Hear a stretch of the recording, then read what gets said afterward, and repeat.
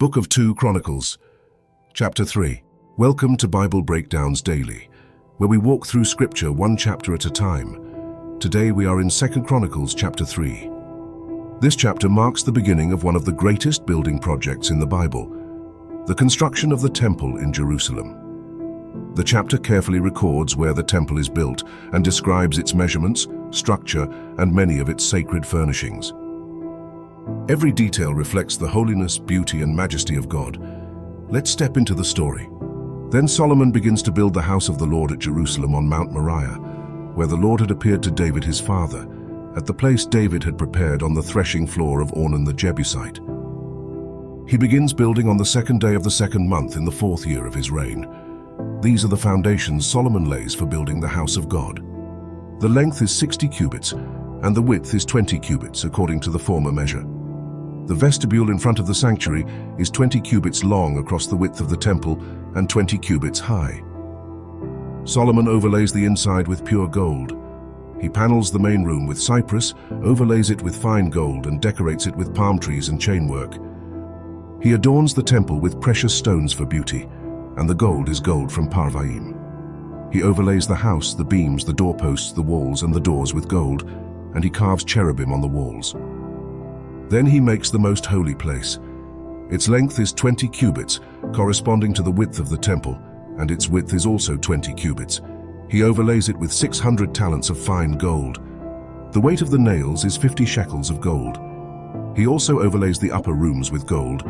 In the most holy place he makes 2 cherubim, fashioned by skilled craftsmen, and overlays them with gold.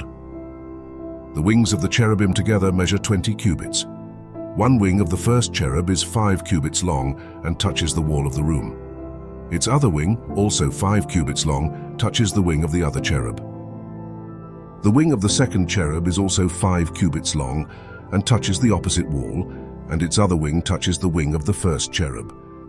Thus the wings of these cherubim stretch across 20 cubits. They stand on their feet, and their faces are turned inward toward the main room.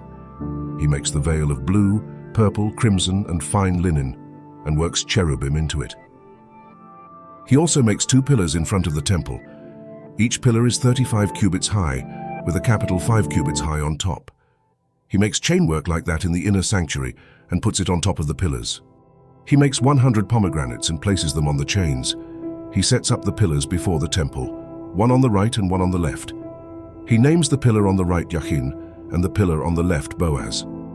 And that is where 2 Chronicles chapter 3 ends. This chapter reminds us that God deserves our very best. Solomon spares no effort or expense in building the temple because it is dedicated to the Lord's name. Every measurement, material, and decoration reflects reverence for God. We also see that God is a God of order. The temple is not built randomly. Every detail is carefully planned according to God's design, reminding us that God is intentional in everything he does. Another lesson is that outward beauty points to a greater spiritual reality. The gold, precious stones, cherubim, and veil all point to the holiness and glory of God. They remind us that approaching God is a sacred privilege. Finally, the temple is built on Mount Moriah, the place God had revealed himself to David. Throughout Scripture, God often works through places that remind his people of his faithfulness, mercy, and provision.